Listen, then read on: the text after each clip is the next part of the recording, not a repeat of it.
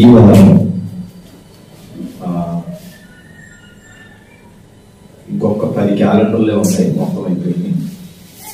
ఇంచుమించు 70 క్యాలెండర్లు గుంటూరు పిల్లవాళ్ళకి, ఇంకొక 30 క్యాలెండర్లు ఇక్కడ తీసాము. ఇంకొక 10 క్యాలెండర్లు ఉన్నాయి. క్యాలెండర్ వేల 100 రూపాయలు అని చెప్పాను. సరే, ఇచ్చిన దేవుని స్తోత్రం, ఇవ్వకపోయినా దేవుని స్తోత్రం. కనుక విజిటింగ్కి ఇంకా ఎవరింటికి నేను రాకపోతే మీరు తెలియచేయండి. మీ గుమ్మములకు 100 రోజుల ఉపవాసపు ఆయిల్ రాయడం జరుగుతుంది. సంహారపు దూత సంహరించకుండా ఈ సంవత్సరం అంతా దేవుని కాపుదల ఉంటున్నట్లు ఆయిల్ రాయడం జరుగుతుంది. మీ కుటుంబ సభ్యులు అందరూ ఉండాలి. ఓకే, ఇది విషయం. ఈ వారం ఈ రాత్రికి నేను గట్టేశ్వర్లో ఉంటా. రేపు ఉదయం ఎల్బీ నగర్ లో నాకు మీటింగ్ ఉంటుంది. రేపు రాత్రికి హస్తినాపురంలో ఉంటాను. మంగళవారం ప్రభు చిత్తమైతే మంగళవారం మధ్యాహ్నం నుండి వస్తాను, లేకపోతే ఉదయకాలం ఒక 4 ఒక 2-3 ఏళ్ళను దర్శిస్తాను. మిగిలిన వారిని మంగళవారం సాయంత్రం దర్శిస్తాను. ఇది షెడ్యూల్. బుధవారం ఇక్కడ ప్రార్థన ఉంటుంది. బుధవారం రాత్రికి నేను పిల్లవాడలో ఉంటాను. గురువారం ఉదయం సాయంత్రం ఉజ్జీవ మహాసభలు గుంటూరులో జరుగుతుంది. శుక్రవారం యథావిధిగా మాచెర్లలో ఉంటాం. ఉదయం రాత్రికి పిడుగురాళ్ళ సభ ఉంటుంది. శనివారం పిడుగురాళ్ళ ప్రక్కన మన సంఘం తరఫున మీటింగ్స్ ఉంటాయి. ఓకే, తిరిగి ఆదివారం నేను మీ దగ్గరికి వస్తాను. శనివారం ఇక్కడ ప్రార్థన జరుగుతుంది. ఓకే, స్త్రీలుగా మీకు ఏ టైం కుదురుతుందో చెప్తే ఆ టైంలో పెడతారు. శనివారం ఏ టైం చెప్తే ఆ టైంలో పెడతారు. అదే టైం ప్రతి వారం షెడ్యూల్ అవ్వాలి. వారానికి ఒక టైం చెప్తే కుదరదు. అర్థమవుతుందా? స్త్రీలుగా మీరు వచ్చి 2-3 పాటలు పాడి చేయి కలుపుకొని ప్రార్థన చేయడానికి కూడా శనివారం నిశ్చయించుకోండి. ఓకే, ఒక అర్ధగంట వాక్యం ఉంటుంది, ఆ తర్వాత ప్రార్థన ఉంటుంది. 1.5-2 hours లో సర్వీస్ క్లోజ్ అవుతుంది. ఇది ఈ మాసం నుండి జరిగే షెడ్యూల్. 20వ తారీఖు స్పెషల్ ప్రేయర్ మీటింగ్ ఉంటుంది. ఓకే, హల్లెలూయా. కనుక ఎవరైనా రాని వాళ్ళు ఉంటే ముందు ఇంటిమేషన్, ఏం వస్తున్నారా, వాళ్ళు వస్తున్నారా, మీ కొరకు ఎదురు చూసి టైం అంతా మేము పోగొట్టుకోవడం కంటే ముందు రోజే intimation. Okay, God bless you. దేవుని వాక్యాన్ని మనం ధ్యానం చేద్దాం. మీ సిస్టర్ గారు వాళ్ళది, మీ అబ్బాయి వాళ్ళది అందరికీ నేను మంగళవారం వస్తానని చెప్పండి. ఇక మీ తరఫున ఎవరైనా ఉంటే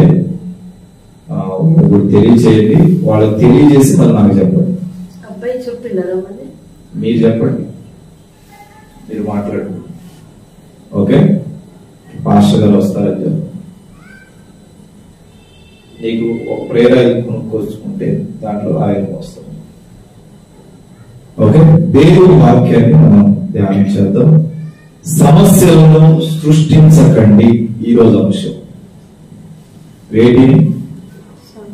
సమస్యలను సృష్టించకండి. అసలు ఎలా సృష్టిస్తాము?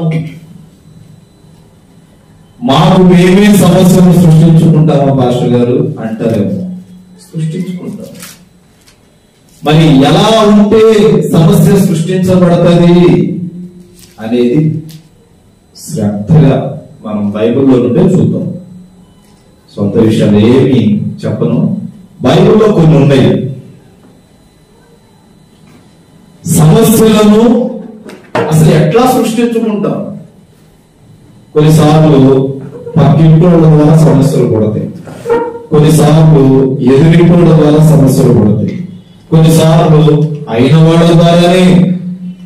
బయటోళ్ళు 100 మాటలు అన్న బాధ కలగదేం కానీ ఇంట్లో వాళ్ళు ఒక్క మాట అంటే, అయిన వాళ్ళు ఒక్క మాట అంటే చాలా బాధ. కనుక వాక్యం సెలవిస్తుంది. సంఖ్యాకాండం 16వ అధ్యాయం 1వ వచనం. సంఖ్యాకాండం నంబర్స్ ఇంగ్లీష్ లో 16:1 వచనం ఏంటి?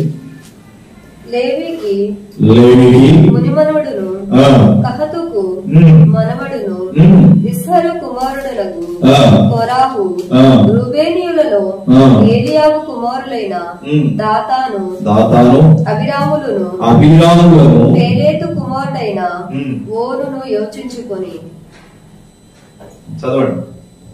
ఇశ్రాయేలీయులలో పేరు పొందిన సభ్యులను సమాజ ప్రధానులనైన 250 మందితో మోషేకు ఎదురుగా లేచి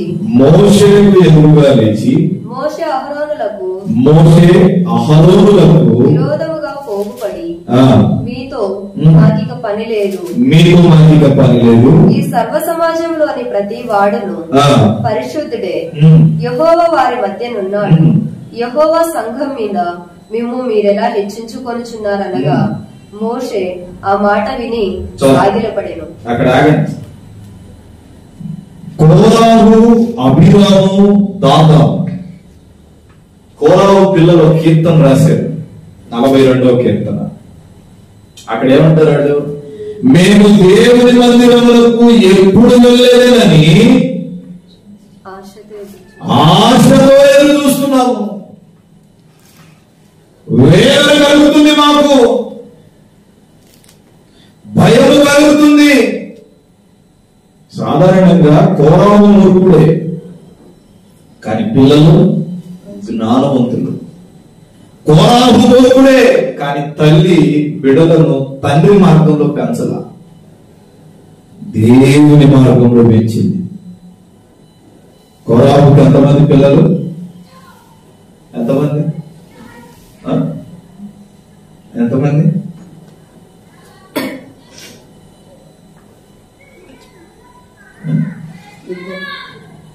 అవునా?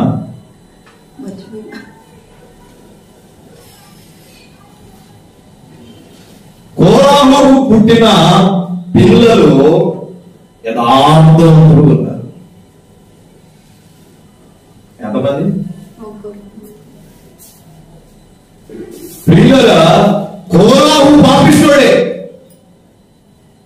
దైవ సేవకునికి వ్యతిరేకంగా మాట్లాడతాడు. ఎప్పుడు 10 రూపాయలు కానుకొచ్చింది, ఏం చేసావు? నీకు అవసరమా? దేవుని మహిమని ఎదుర్కొనేవాడు కోరాహు. దేవుని సన్నిధిని, దేవుని యొక్క సమయమును వ్యతిరేకంగా నిలబడేవాడు.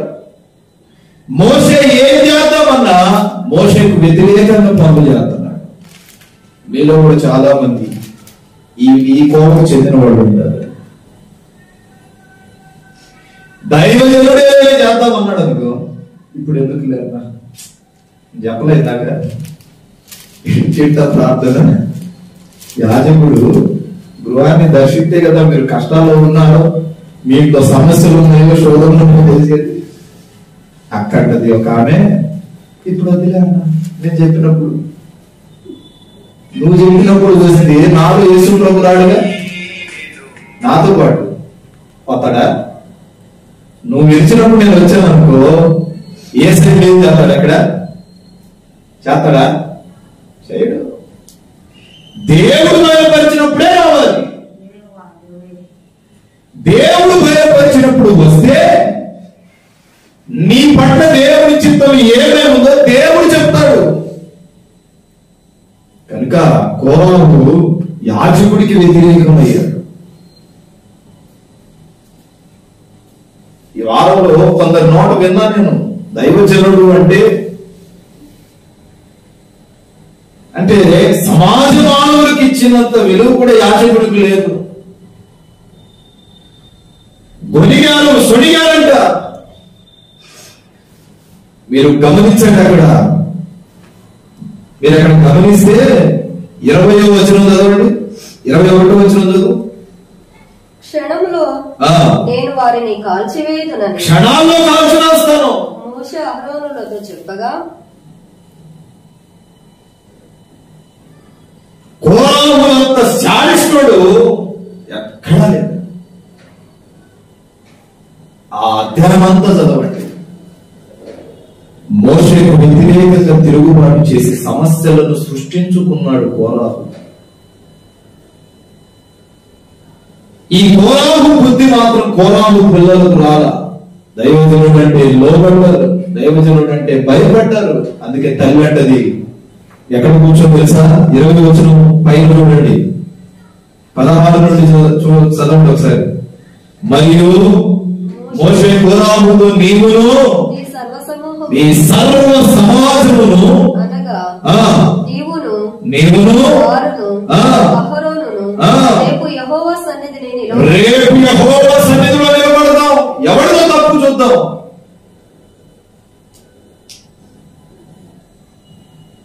యెషయా గ్రంథంలో అంటాడు, తీర్పు తీర్చుకుందాం రండి. ఎవరు తప్పుడు పనులు చేసేవాళ్ళు పరీక్షించుకుందాం రండి అని పిలుస్తాడు ప్రభు. ఇక్కడ మోషే ఏమంటున్నాడు తెలుసా?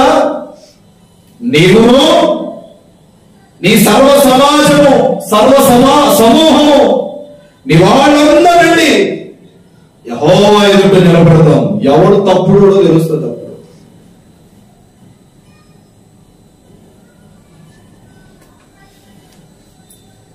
అదే కాదు, దేవుని ముందు నిలబడదాం. ఎంత యథార్థంగా మోషే నడుచుంటే ఆ మాట అనగలిగారు. దైవజనుడు అంటే ఆశామాషనా? నిత్యము అగ్ని చేత మండుచూ ఉంటాడు. సిల్లీగా మాటేస్తాం, చాలా సిల్లీగా వేసే మాట కోరాహు. కానీ మోషే అంటాడు, నేను కాల్చి వేయాలంటే నాకు క్షణం పట్టదు. నేను మోకాళ్ళని ప్రార్థన చేస్తే పరలోకం నుండి అగ్ని దిగి వచ్చి సంహరిస్తుంది.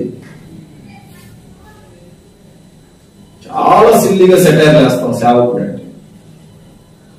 కుటుంబాలను వదులుకొని, అయిన వాళ్ళని వదులుకొని, రక్తబంధాలను వదులుకొని, బిడ్డలను వదులుకొని, ఉద్యోగాలను వదులుకొని, దేవుడు చూపించు మార్గానికి మిమ్మల్ని బ్రతికించుటకు మా కుటుంబాలను మేము వదులుకొని వస్తే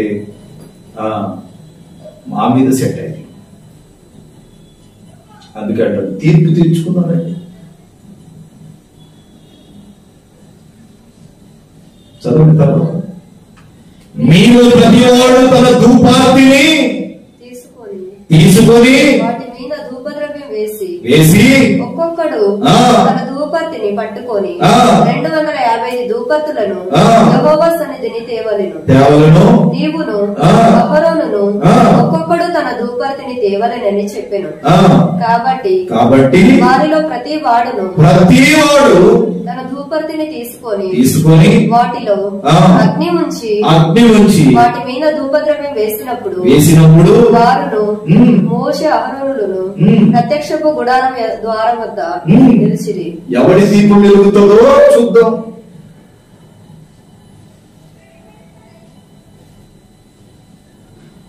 చాలా సిగ్గుగా, అంత చిన్న చూపు సేవకుడు అంటే.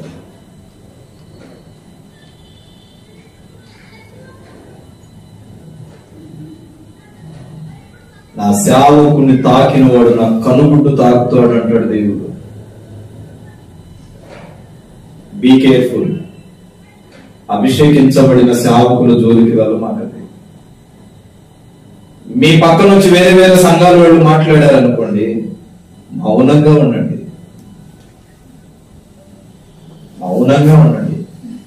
నీవెంత మౌనంగా ఉంటావో నీ కుటుంబానికి అంత ఆశీర్వాదం. వాళ్ళు ఏదో వచ్చి ఏదైనా అన్నారనుకో, మనం కూడా తోకలాగా అవునా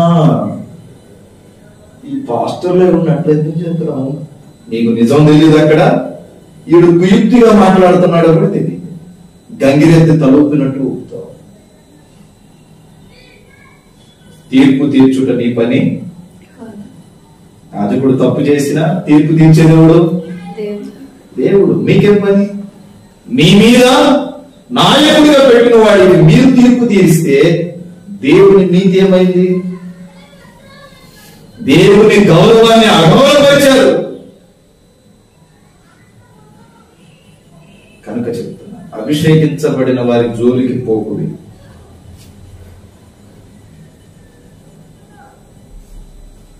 ఒక పనివాడు వచ్చి యజమానుని తీర్పు తీర్చాడు అనుకో, యజమానుడి భుజం మీద అతడు అగౌరవపరిచినట్టు.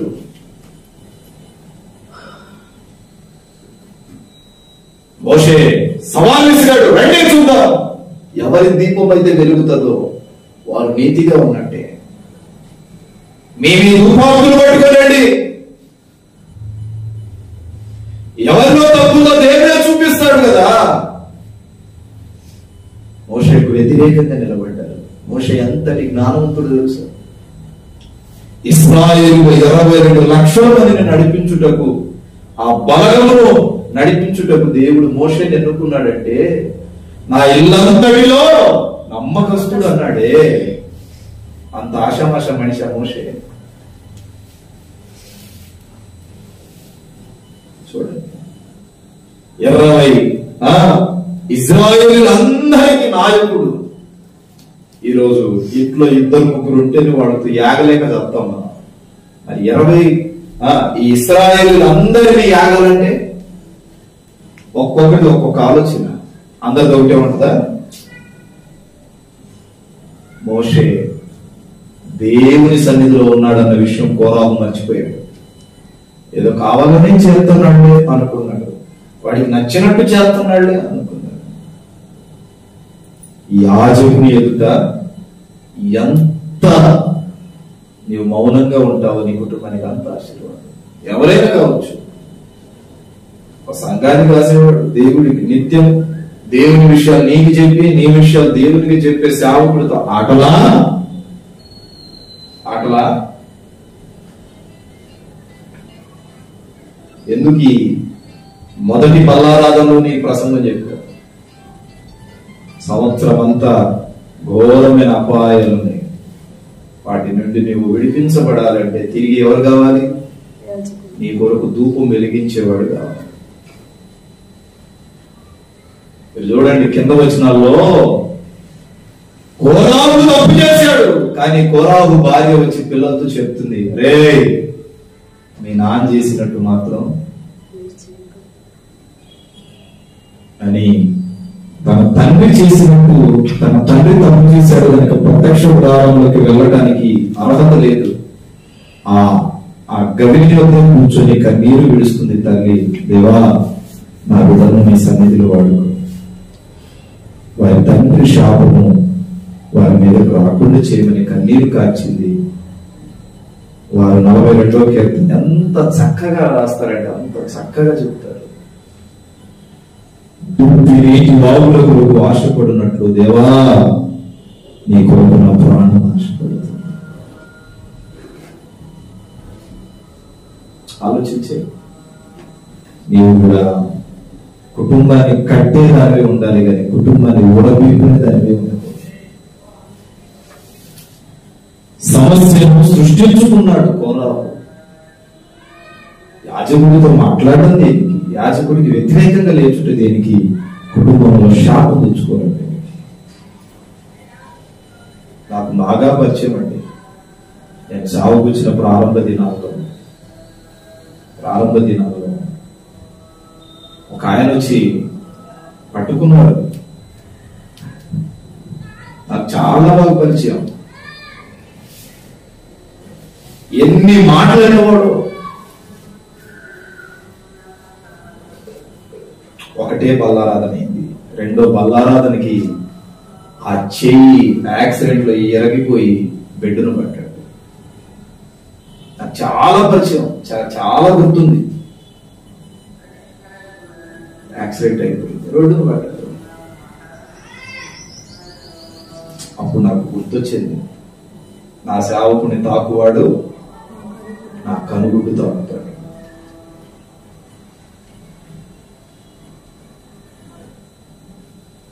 నాకు అవసరం అంటారు ఈ వయసులో. మీ పిల్లల్లాగా నాకు ఫ్యామిలీతో గడపాలని ఉండదా? అన్నదమ్ములతో కుటుంబంతో కొంచెం కేటాయించాలి. మా నాన్న ఇప్పటికీ చెప్తాడు, వస్తావు, గంట ఉంటావు, 2 గంటలు ఉంటావు, పరిగెత్తుతావు, మళ్ళీ కొద్దిసేపు మాతో టైం స్పెండ్ చేయరా తెలుసా. మా మమ్మీ ప్రేమతో వండిన భోజనం తినకుండా మీటింగ్ పని మీద వెళ్ళిపోయిన సమయాలు చాలా ఉన్నాయి. చాలా ఉన్నాయి. ఇష్టంతో ఇది తింటాడు వాడు అని ఇష్టంతో వండినది మీటింగ్ అయిపోయేసరికి మరలా టైం అవుతుందని పరిగెత్తిన వెళ్ళిపోయిన రోజులు చాలా ఉన్నాయి. ఎవరు కాదనుకుంటారండి ప్రేమ? అన్నిటిని వదులుకొని మీ దగ్గరకు వస్తే సంఘం నిలబడాలి అని పోరాడితే సేవకుడు అలుసైపోయాడు. నాకు బాగా గుర్తు, సేవకు వచ్చిన తొలి దినాలు అది. మా అన్న అనేవాడు, సేవ లేదు చావు లేదు, మెలమణ కూర్చొని ఇంట్లో అన్నాడు. ఏడ్చుకుంటూ పిడుగురాళ్ళ నుండి గుంటూరు పోయా. బాగా గుర్తు. ఒక ప్రార్థనకి అట్లా అనేసరికి చాలా 10 మందిలో షర్టు పట్టుకునేసరికి చాలా బాధ అనిపించింది. ఏంటి నాకు ఇంత సమస్యలు ఏంటి, ఇంత ఇదేంటి అన్న. తిరిగి 1 month కూడా కాలేదు, 2వ నెల మొదటి పల్లారాధనకి వార్త వచ్చింది. అయ్యా వాళ్ళ భార్య ఫోన్ చేసింది, అన్న శుక్రవారం శనివారం చేసి ఉంటుంది, మేబీ చాలా సంవత్సరాల క్రితం మా ఆయనకి ఇట్లా యాక్సిడెంట్ అయింది. పోయి చూడగానే ఏ చేతితోనైతే పట్టుకున్నాడో అదే చేయిపోయింది. గొప్ప కోసం చెప్పట్లా, దేవుడు తన బిడ్డల మీద వచ్చేది ఏటిని క్యాజువల్ గా తీసుకోడు. బాగా గుర్తు. మరలా అక్కడ కూర్చొని ఏడ్చాను.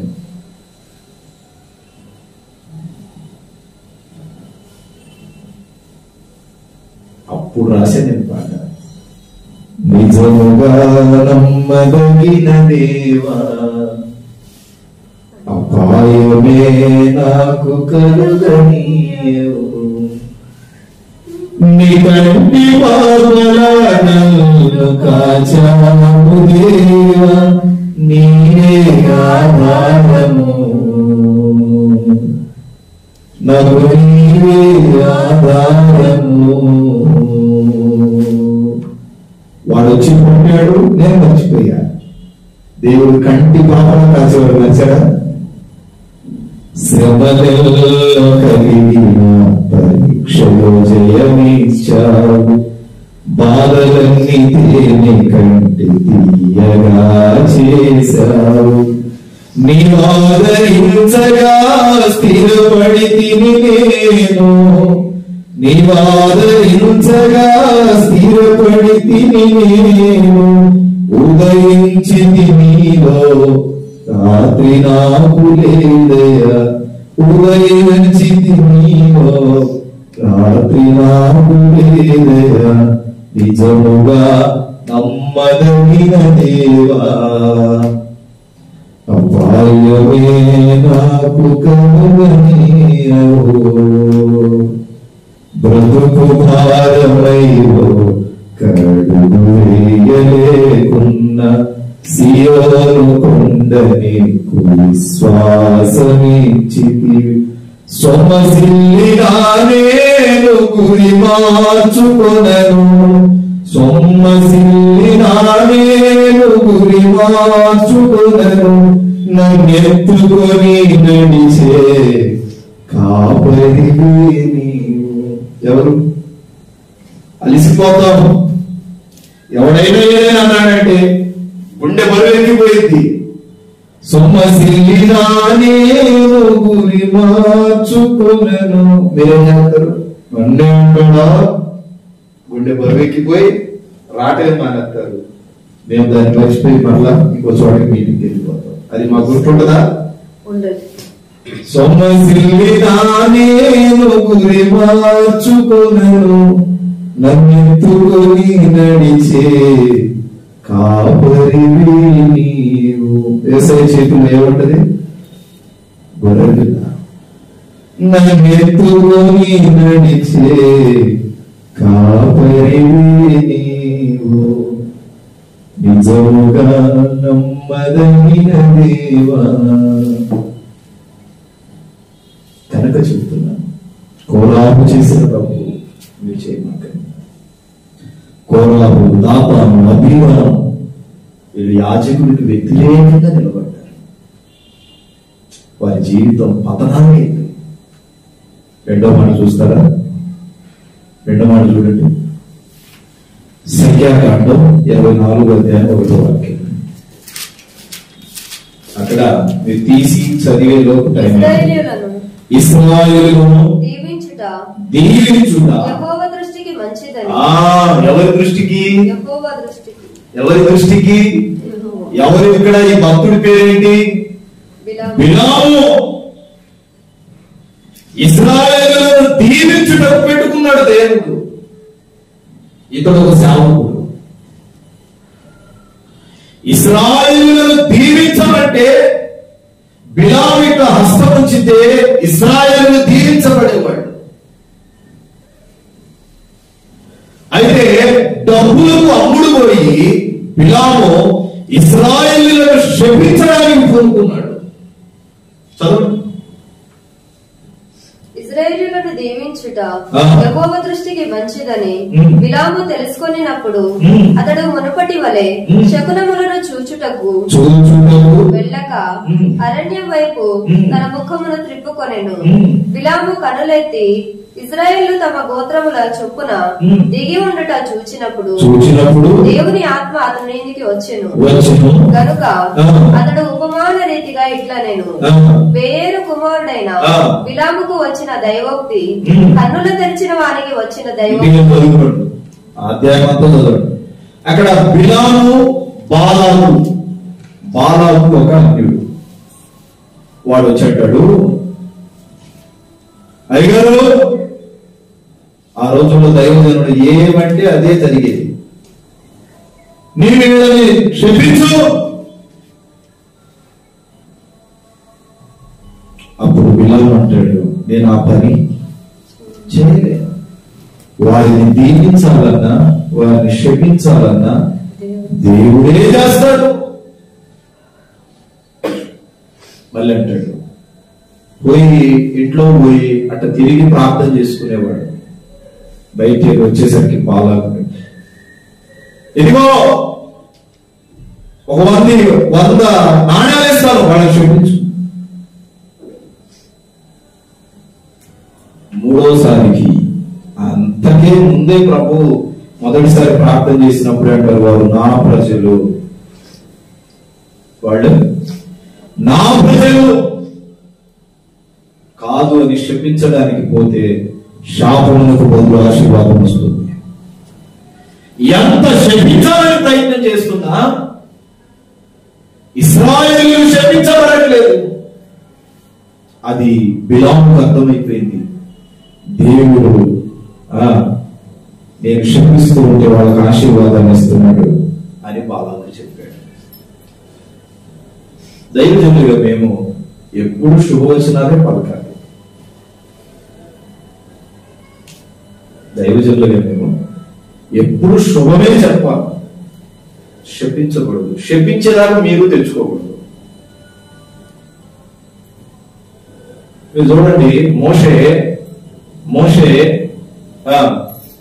ఒక చోట ఇశ్రాయేలులను శపిస్తాడు. ఒక మాట, అనరాని మాట అంటాడు. ఆ అనరాని మాట అన్నందుకు పరలోకాన్ని కోల్పోయాడు. పాలు తేనెలు ప్రవహించు ప్రాంతానికి వెళ్ళలేకపోయాడు. దైవజనులుగా మేము శాపము ఇవ్వకూడదు, చెప్పించకూడదు, ఆశీర్వాదాన్ని ఇవ్వాలి. ఎందుకంటే మీరు దేవుని సొత్తైన ప్రజలు, దేవుని బిడ్డలు. దేవుని బిడ్డల మీదే దేవుడు మాకు పని కల్పించాడు. అంటే మిమ్మల్ని శపించామంటే దేవుని శపించాము. అందుకే తొందరపడి ఒక మాట అనాలి అంటే 100 ఆలోచిస్తాం. నేనైతే ఆలోచిస్తాను. ఒక మాట అనాలి. ఇప్పటి వరకు నేను నా సేవ జీవితంలో గట్టిగా అనాలంటేనే చాలా భయపడతాను. ఎందుకు? దేవుని ప్రజలు నాకెంతో దగ్గరగా ఉంటే తప్ప ఒక మాట శపించను, కోపడతా. కానీ పొరపాటున ఒక మాట. ఇక్కడ బాలాకు బిలాము దగ్గరకు వచ్చి అంటాడు, నీవు లేచి నీ దండమును తీసుకొని వాడిని శపించు. ఇప్పుడు ఇతడి దగ్గర ద్రవ్యము తీసుకున్నాడు గనక దేవుని ప్రణాళికలో ఇతడు అమ్ముడు పోయాడు.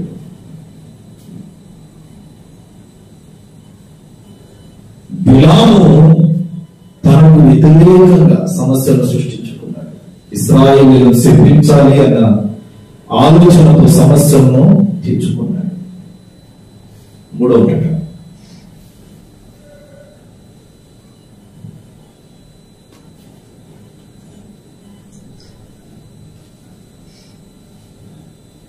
సమయము 2వ గ్రంథం 13వ అధ్యాయం. ఇంటికి వెళ్ళి చదవండి. సమయం 1 గంట అయింది.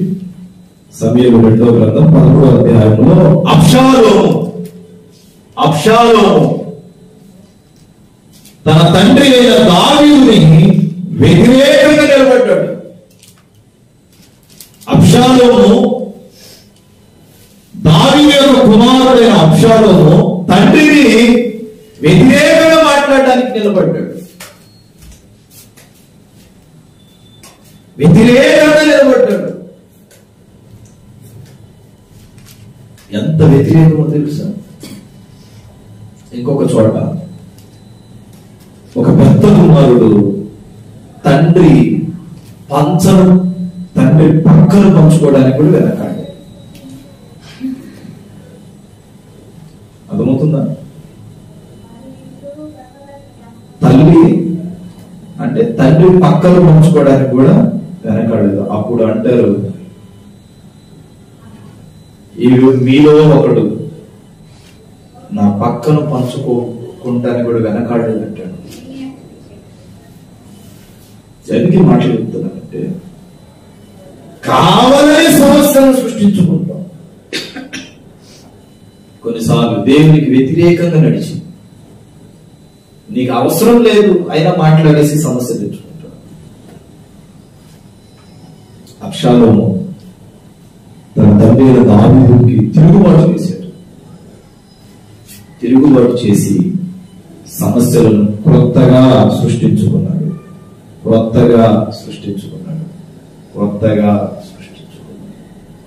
అట్లా వాక్యం సెలవిస్తుంది. నా మాట ముగిస్తున్నాను.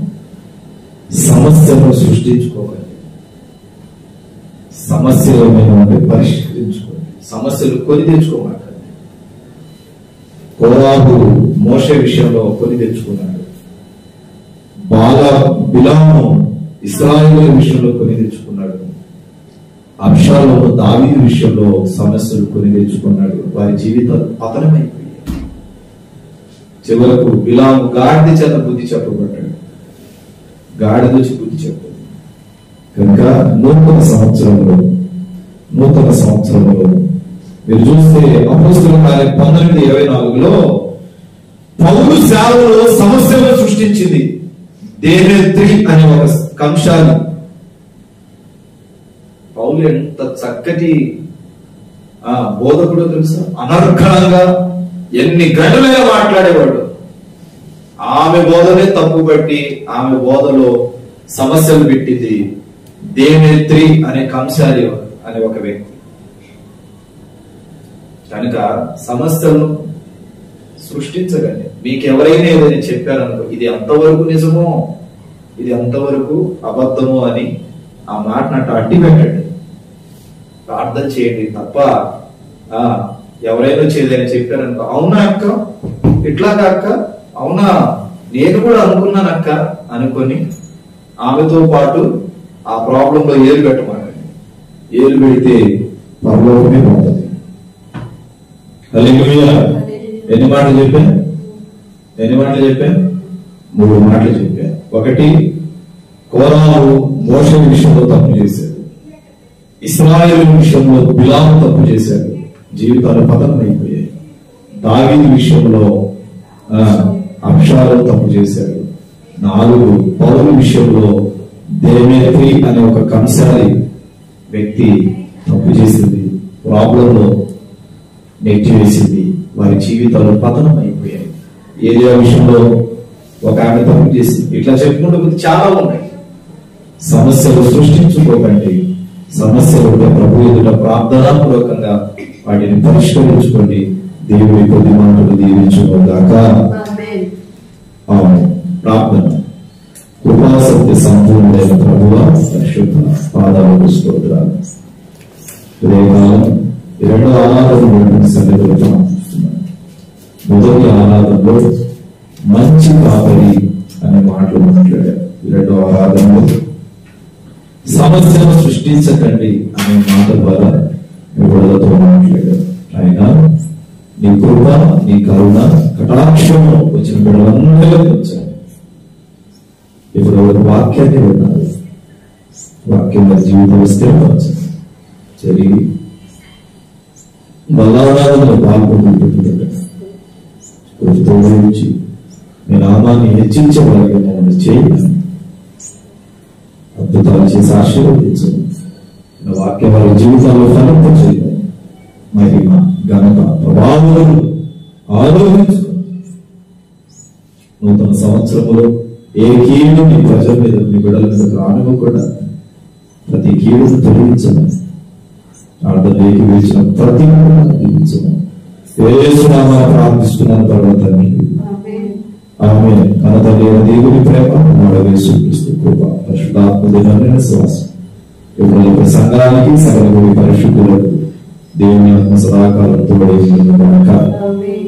ఆమేన్. హల్లెలూయా. దేవుని స్తోత్రం. మీ అందరికీ హృదయపూర్వకమైన వందనాలు తెలియజేస్తున్నాం. God bless you. దేవుడు మిమ్మల్ని మీ కుటుంబాలను దీవించును గాక. ఆమేన్. ఎంతమంది బ్రదర్ బి అభిషేక్ నాయకు, నాగేశ్వరం తండా, మాచవరం మండలం, గుంటూరు డిస్టిక్. మా ఫోన్ నెంబర్ 7659018230.